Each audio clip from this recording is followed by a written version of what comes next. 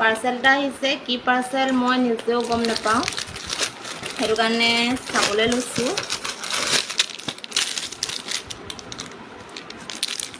এয়া ৰাখী পাৰ্চেল হয়। বিহাৰৰ এটা পৰিয়াল আছিলে আমাৰ, কোৱাৰ্টাৰত থাকোঁতে একেলগে আছিলোঁ আৰু সেইবাবে তেওঁলোকে এতিয়া পলাশক প্ৰথমবাৰ ৰাখী পিন্ধাইছিলে তাত, আৰু প্ৰতি বছৰে মানে সেই বছৰ পিন্ধাইছিলে, তাৰপৰা যোৱা বছৰো আমাৰ ঘৰলৈ বুলি পঠাইছিলে ৰাখী, আৰু এই বছৰো এনেকৈ ৰাখী পঠাইছে তেওঁলোকে। এয়া গণপতি বাপ্পা, ইয়াত ভিতৰত কি আছে মই দেখাইছোঁ বাৰু। আজিকালি আচলতে দূৰত থাকিলেও কিবা এটা বস্তু যদি কাৰোবাৰ, তাৰপাছত এয়া চাউল